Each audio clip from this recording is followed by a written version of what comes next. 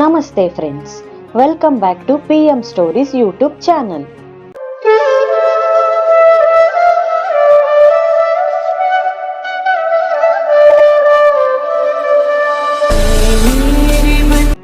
ಒಬ್ಬ ವ್ಯಕ್ತಿ 35 ವರ್ಷಗಳ ಕಾಲ ಪಾಕಿಸ್ತಾನ್ ಜೈಲಿನಲ್ಲಿ ಕಳೆದು ಹೋದರು. ಯಾರಿಗೂ ಗೊತ್ತಾಗದಂತೆ ತನ್ನ ದೇಶಕ್ಕಾಗಿ ಬದುಕನ್ನೇ ತ್ಯಾಗ ಮಾಡಿದ silent hero. No name, no recognition. ಆದರೆ ಅವರ ಕಥೆ ಕೇಳಿದ್ರೆ ಗೂಸ್ ಬಂಪ್ಸ್ ಬರೋದು ಖಚಿತ. 1960ರಲ್ಲಿ ಪಂಜಾಬಿನ ಹೋಶಿಯಾರ್ಪುರ್ ಜಿಲ್ಲೆ. ಒಬ್ಬ ಸಿಂಪಲ್ ಸೋಲ್ಜರ್ ಇಂಡಿಯನ್ ಆರ್ಮಿಗೆ ಸೇರಿದ್ದರು. ಬ್ರೇವ್, ಸೈಲೆಂಟ್, ಆದರೆ ಹಾರ್ಟ್ನಲ್ಲಿ ಫೈರ್. ನನ್ನ ದೇಶಕ್ಕಾಗಿ ಏನಾದರೂ ಮಾಡಬೇಕು ಅನ್ನೋದು. ಆ ಸಮಯದಲ್ಲಿ ಇಂಡಿಯಾ ಪಾಕಿಸ್ತಾನ್ ರಿಲೇಷನ್ ತುಂಬಾ ಟೆನ್ಸ್ ಅಲ್ಲಿತ್ತು. ರಾ ಹೊಸ ಏಜೆಂಟ್ಸ್ ಹುಡುಕುತ್ತಿದ್ದರು. ಅವರ ಬ್ರೇವರಿ ನೋಡಿ ಅವರನ್ನು ರೆಕ್ರೂಟ್ ಮಾಡಿದರು as an undercover spy. ರಾ ಅವರಿಗೆ ಹೊಸ ಐಡೆಂಟಿಟಿ ಕೊಟ್ಟಿತು. ಹೆಸರು Mohammed Ibrahim. He look like a local, spoke Urdu fluently. ಅವರ mission Pakistan military information collect ಮಾಡಿ ಇಂಡಿಯಾಗೆ ಪಾಸ್ ಮಾಡೋದು ಆಗಿತ್ತು. He was moving between Lahore and Rawalpindi as a trader. But in truth, he was India's invisible soldier. 1973ರಲ್ಲಿ Lahore ಹತ್ತಿರ mission ನಡೀತಿದ್ದಾಗ Pakistan forces ಅವರನ್ನು ಹಿಡಿದು ಬಿಟ್ಟರು. One mistake and the secret life ended.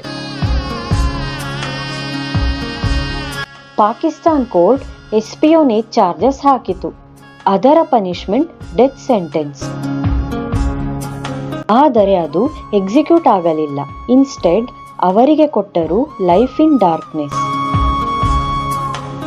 35 ವರ್ಷಗಳ solitary cell. ಒಬ್ಬರೇ, ಬೆಳಕು ಇಲ್ಲ, ಸಂವಾದ ಇಲ್ಲ.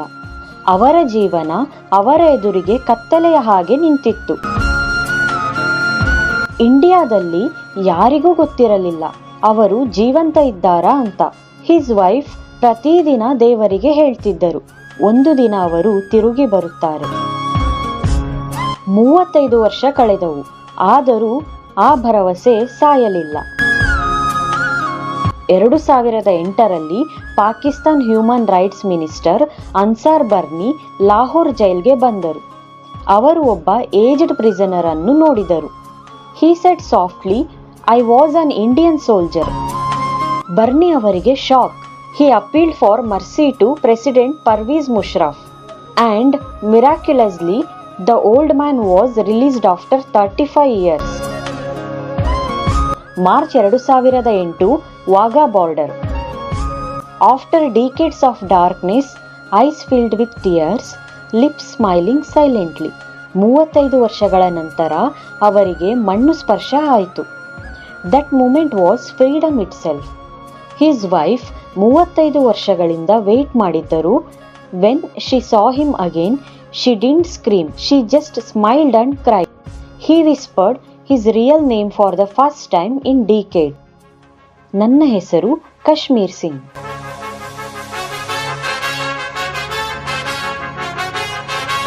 ರಿಲೀಸ್ ಆದ ಮೇಲೆ ಕಾಶ್ಮೀರ್ ಸಿಂಗ್ ಅವರು ಇಂಡಿಯಾಗೆ ಬಂದು ಪಂಜಾಬಿನಲ್ಲಿ ಸೆಟಲ್ ಆದರು.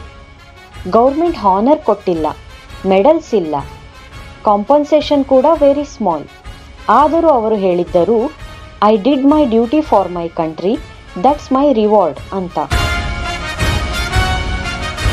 2023 ಮಾರ್ಚ್ನಲ್ಲಿ Kashmir Singh passed away at the age of 80. ಇವತ್ತು ಅವರ ಮನೆ ಪಂಜಾಬಿನಲ್ಲಿ ಸಿಂಪಲ್ ಆದರೂ ಅವರ ಸ್ಟೋರಿ ಎವ್ರಿ ಪೇಟ್ರಿಯಾಟಿಕ್ ಇಂಡಿಯನ್ ಹಾರ್ಟ್ನಲ್ಲಿ ಬಾಳುತ್ತಿದೆ. ಕಾಶ್ಮೀರ್ ಸಿಂಗ್ ಒಬ್ಬರು ಹೀರೋ.